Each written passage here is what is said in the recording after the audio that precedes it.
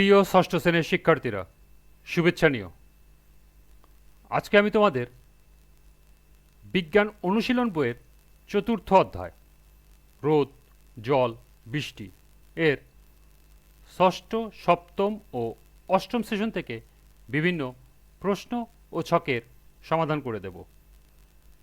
প্রথমে তোমাদের বলবো, যারা আমার চ্যানেলটি সাবস্ক্রাইব করো নাই তারা আমার চ্যানেলটি সাবস্ক্রাইব করবে এবং আমার সাথে থাকবে। তাহলে চলো আমরা ক্লাস শুরু করি। আবহাওয়া নিয়ে ঘাটাঘাটি করতে গিয়ে একটা বিষয় নিশ্চয়ই বোঝা হয়ে গেছে যে যেসব প্যারামিটারের সাহায্যে আমরা আবহাওয়া বুঝতে চেষ্টা করি সেগুলো নিয়মিত পরিবর্তিত হয়। দিনের বিভিন্ন সময়ে যেমন তোমরা এই পরিবর্তন দেখছো, তেমনি এও দেখছো যে প্রতিদিন একই সময়ে ঠিক একই রকম আবহাওয়া থাকে না। এমনকি বছরে সব সময়ে একই রকম গরম বা ঠান্ডা থাকে না, বৃষ্টিপাতও একই রকম হয় না। তবে আমরা কিন্তু আগেভাগেই টের পাই যে বছরের কোন সময়ে বেশি ঠান্ডা পড়বে বা বেশি বৃষ্টি হবে। সেজন্য বর্ষাকাল এলেই ছাতা কেনার তোড়জোড় শুরু হয়ে যায়। আবার শীত আসার আগেই বাসাবাড়িতে আলমারি থেকে লেপ কম্বল নামিয়ে রোদে দেওয়ার হিড়িক পড়ে। বছরের এক এক ঋতুতে কেন আবহাওয়া এক এক রকম থাকে তা আমরা পরে আলোচনা করব। কিন্তু এটা নিশ্চয়ই স্পষ্ট যে দিনের বিভিন্ন সময় বা বছরের বিভিন্ন ঋতুতে আমরা আবহাওয়া যত পাল্টে যেতে দেখি না কেন, এই পাল্টানোর একটা প্যাটার্ন আছে, যে কারণে আমরা আগে থেকেই আবহাওয়ার পূর্বাভাস করতে পারি, তা বেশিরভাগ সময় ফলেও যায়। তোমরা ইতিমধ্যে জেনে গেছো যে আবহাওয়ার এই সমস্ত উপাদান যেমন বায়ুচাপ, আর্দ্রতা, তাপমাত্রা, বৃষ্টিপাতের পরিমাণ ইত্যাদি হলো সূর্য, পৃথিবী এবং পৃথিবীকে ঘিরে যে বায়ুমণ্ডল, এদের ভিতরকার পরস্পরের সাথে বিভিন্ন ক্রিয়ার ফল। তার মানে কি দাঁড়ালো? এদের মধ্যকার যাবতীয় ক্রিয়া বিক্রিয়ার ফলে সাদা চোখে আমরা যা পরিবর্তন দেখি সেটারও একটা প্যাটার্ন আছে। অর্থাৎ বছরের নির্দিষ্ট সময়ে নির্দিষ্ট জায়গায় আবহাওয়া একেবারে একই না হলেও মোটামুটি কাছাকাছি থাকে। এই যে বছর বছর আমরা একই ঋতু আর একই রকম আবহাওয়া ঘুরে ফিরে দেখি, লম্বা সময়ের ক্ষেত্রেও সবসময় কি ব্যাপারটা একই থাকে? এখানে একটি প্রশ্ন দেওয়া আছে। চলো এখন আমরা এই প্রশ্নটির সমাধান দেখে নিই। এর সমাধান হবে, এই যে বছর বছর আমরা একই ঋতু আর একই রকম আবহাওয়া ঘুরে ফিরে দেখি, লম্বা সময়ের ক্ষেত্রেও সবসময় ব্যাপারটা একই থাকে না।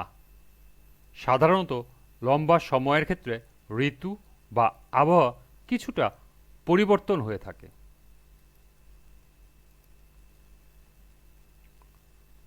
নিচের ছকে বাংলাদেশ সহ পৃথিবীর কয়েকটি দেশের অনেক বছর পর পর তাপমাত্রা কি দাঁড়িয়েছে তা দেওয়া হলো। তোমার বন্ধুদের সাথে আলাপ করে দেখো তো সময়ের সাথে এই কয়টা দেশের তাপমাত্রা কোনো পরিবর্তন দেখছো কিনা, আর বিভিন্ন শহরের এই পরিবর্তনের মধ্যে কোনো মিল খুঁজে পাও কিনা। এখানে তিনটি দেশের তিনটি সময়ের গড় তাপমাত্রা দেওয়া আছে: 20 শতকের শুরুতে, 20 শতকের মাঝামাঝি এবং একবিংশ শতকের শুরুতে। নিচে লেখা আছে, তোমার চিন্তা করে যা পেলে তা পরের পৃষ্ঠার ছকে টুকে নাও। অর্থাৎ এই ছকটি বিশ্লেষণ করে তোমাকে পরের পৃষ্ঠার এই দুটি প্রশ্নের সমাধান লিখতে হবে। প্রথমটি হলো, এই তিনটি দেশের আবহাওয়া সময়ের সাথে পরিবর্তন ঘটছে কিনা। দ্বিতীয়টি হলো, পরিবর্তনের মধ্যে কোনো মিল খুঁজে পাচ্ছ কিনা। তাহলে চলো এখন আমরা এই ছকের সমাধান দেখে নিই।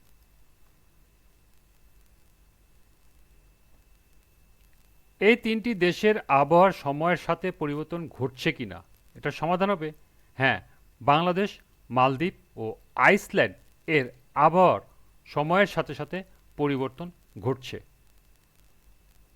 এরপর হলো, পরিবর্তনের মধ্যে কোনো মিল খুঁজে পাচ্ছ কিনা। এর সমাধান হবে হ্যাঁ, সময়ের সাথে সাথে বাংলাদেশ, মালদ্বীপ ও আইসল্যান্ডের গড় তাপমাত্রা বৃদ্ধি পেয়েছে। তাহলে এই ছিল এই ছকের সমাধান। তোমাদের আলোচনার ফলাফল ক্লাসের বাকি সবার সাথে শেয়ার করো, দেখো অন্যরা কি বলছে।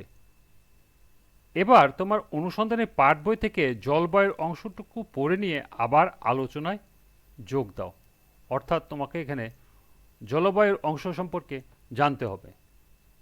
তো চলো এখন আমরা জলবায়ুর অংশ সম্পর্কে একটু সমাধানটি দেখে নিই। প্রশ্ন হতে পারে জলবায়ু কি? এর সমাধান হবে জলবায়ু হলো কোনো একটি এলাকার নির্দিষ্ট সময়ের গড় আবহাওয়া। কোনো একটি এলাকার জলবায়ু বুঝতে হলে কমপক্ষে 30 বছরের আবহাওয়ার বিভিন্ন উপাদানের তথ্য দরকার। তাপমাত্রা এবং বৃষ্টিপাত হচ্ছে জলবায়ু বিষয়ে জানার দুটি প্রধান উপাদান। এছাড়া আবহাওয়ার যে সকল উপাদান আছে তা একই সাথে জলবায়ুরও উপাদান, যেমন রোদ, বৃষ্টি, তাপমাত্রা, আর্দ্রতা ইত্যাদি। জলবায়ু ব্যাখ্যা করার জন্য 3টি বিষয় বিবেচনা করা হয়। এগুলো হলো সেই স্থানের গড় তাপমাত্রা কত, সেই স্থানের গড় বৃষ্টিপাত কত, এবং সর্বশেষ হলো বিভিন্ন ঋতুতে সেখানে তাপমাত্রা ও বৃষ্টিপাতের পরিবর্তন কতটা হয়। জীবাশ্ম জ্বালানি পোড়ানো, কলকারখানা ও বিভিন্ন যানবাহন থেকে নির্গত গ্রিনহাউস গ্যাস জলবায়ু পরিবর্তনের জন্য অনেকাংশে জড়িত। সেই ক্ষেত্রে যে সকল দেশে অধিক কলকারখানা এবং তেল গ্যাস চালিত যানবাহন রয়েছে সেসব দেশে অধিক পরিমাণে গ্রিনহাউস গ্যাস বায়ুমণ্ডলে নির্গত করে, যা জলবায়ু পরিবর্তনে অধিক দায়ী। তাহলে এই ছিল জলবায়ু সম্পর্কিত প্রশ্নের সমাধান। দেখতে পাচ্ছ যে আপাত দৃষ্টিতে প্রতি বছর বিভিন্ন ঋতুতে একই রকম আবহাওয়া পুনরাবৃত্তি হয় বলে মনে হলেও আসলে লম্বা সময় ধরে দেখলে পৃথিবী জুড়ে জলবায়ু নিশ্চয়ই জেনে গেছো যে এই ক্ষেত্রে আমরা আবহাওয়া না বলে জলবায়ু বলবো, পরিবর্তন ঘটছে এবং সেটার পক্ষে যথেষ্ট প্রমাণ আছে। জলবায়ু পরিবর্তনের একটি বড় নির্দেশক হলো তাপমাত্রার পরিবর্তন। এখন তাপমাত্রার পরিবর্তন কেন হয়? বায়ুমণ্ডল তাপ ধরে রাখেই বা কীভাবে? এই প্রশ্নের উত্তর জানতে তোমাদের একটি ছোট পরীক্ষা করতে হবে। এই পরীক্ষা তোমরা বাড়িতে বা ক্লাসে যে কোনো জায়গায় করতে পারো। এরপরে পরীক্ষাটি দেওয়া আছে। আজকের ক্লাসটি আমরা এ পর্যন্ত। পরবর্তী ক্লাসে এই পরীক্ষার সমাধানটি করে দেব। সবাইকে আবারও বলছি, যারা আমার চ্যানেলটি সাবস্ক্রাইব করো নাই তারা আমার চ্যানেলটি সাবস্ক্রাইব করবে এবং আমার সাথে থাকবে। সবাইকে আবারও শুভেচ্ছা জানিয়ে আজকের মতো আমি এখানেই বিদায় নিচ্ছি। আল্লাহ হাফেজ।